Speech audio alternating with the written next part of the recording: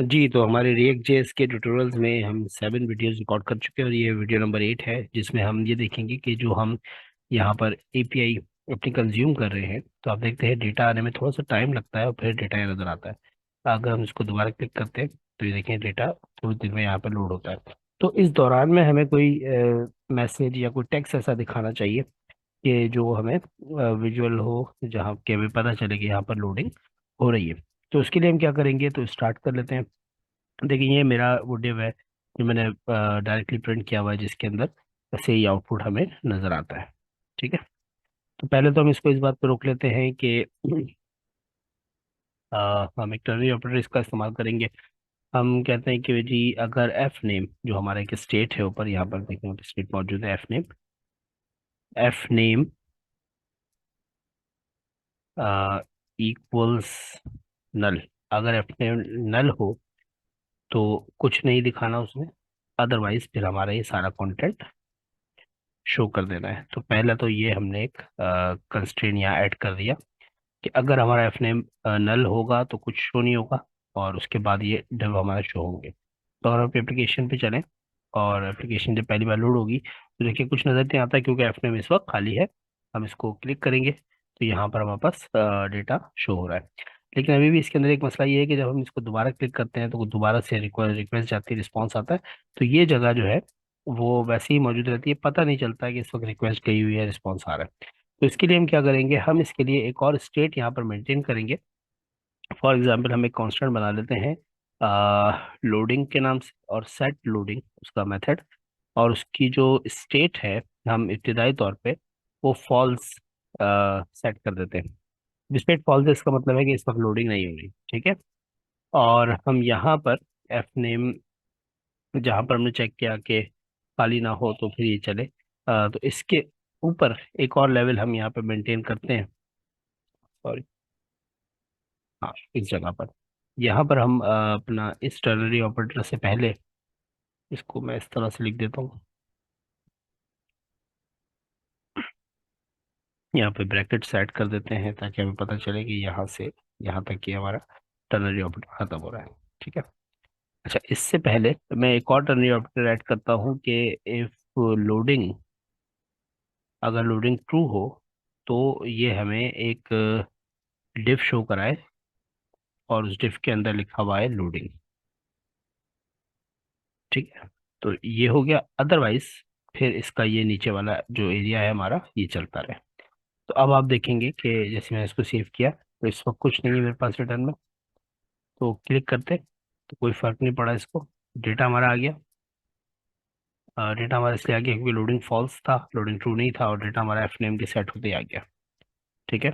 But हमें loading वाला text नजर नहीं आया क्योंकि हमने इसको कहीं सेट किया ही नहीं है, अभी इस वक्त फॉल्स ही है। तो हम क्या करेंगे कि हम यहाँ पर अपनी जो फेच रिक्वेस्ट है उससे पहले हम ये करेंगे कि हम सेट लोडिंग वाले जो हमारा कांस्टेंट है हमारा लोडिंग का, उसको ट्रू कर देंगे ताकि हमारा जो लोडिंग वाला टेक्स्ट है वो नजर आना शुरू हो जाए। और जब हमारा ये सारी चीज़ें सेट हो जाएंगी तो सबसे आखिर में हम दोबारा से लोडिंग को फॉल्स पे सेट कर देंगे। तो इस एक कांस्टेंट का इस्तेमाल करके मैंने जो है वो, जैसी रिक्वेस्ट गई सबसे पहले लोडिंग को ट्रू किया तो लोडिंग नजर आना शुरू हो जाएगा। और जब तक ये रिक्वेस्ट अपना काम करके सारे वापस इस लाइन तक पहुंचेगी तब तक लोडिंग नजर आता रहेगा, उसके बाद लोडिंग फॉल्स हो जाएगा।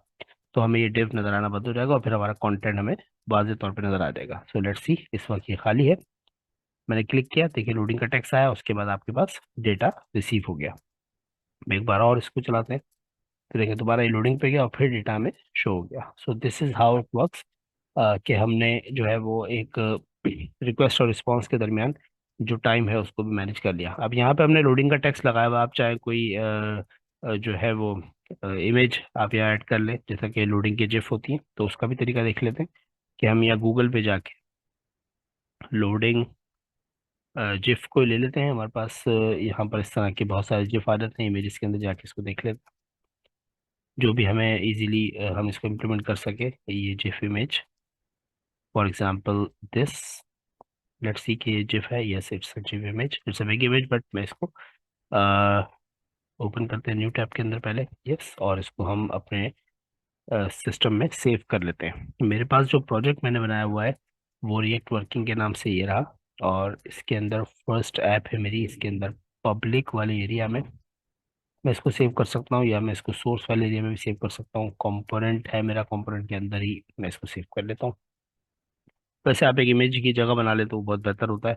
मैंने इसका नाम रख दिया लोडिंग डॉट जिफ। ठीक है, इस इमेज को मैंने अपने पास सेव कर लिया।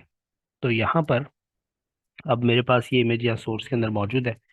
और इसको हम ओके, अब इसको कॉल कैसे करेंगे? ये कंपोनेंट के अंदर हमारे पास है लोडिंग डॉट जेफ, ये इमेज हमारे पास है। तो हम यहाँ पर आकर इंपोर्ट करेंगे इस इमेज को, और इसका नाम हम दे देंगे फॉर एग्जांपल लोडिंग आईएमजी। और फ्रॉम कह के मैंने बताया कि जी मेरे फोल्डर में लोडिंग डॉट जीआईएफ की इमेज है जो मुझे इंपोर्ट करनी है। तो ये लोडिंग इमेज अब मैं यहाँ पर इस लोडिंग की जगह पास करना चाहता हूँ। तो हमारे पास इमेज लगाने के लिए आईएमजी का टैग होता है, और उसके सोर्स में हम अपनी ये इमेज पास कर देंगे। और इमेज की टैग को फिलहाल डायरेक्ट बंद करते हैं। तो देखते हैं ये लोडिंग इमेज हमारे पास शो हो रही है नहीं। ओके, कंपोनेंट के अंदर यूजर इन्फो में import loading img, okay it's not exportable. Okay this image, ये हमें इमेज यहाँ नहीं मिल रही। लेट्स सी कि इमेज क्यों नहीं मिल रही हमें। स्पेलिंग ठीक है।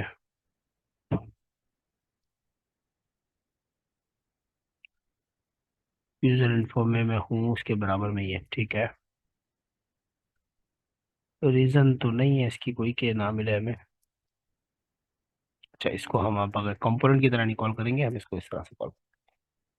यस, तो देखिए अब जब मैं क्लिक करूंगा तो यहाँ पर ये लोडिंग इमेज आई काफ़ी बड़ी सी, और फिर वो गायब हो गई। इसका ही काम कर देते हैं।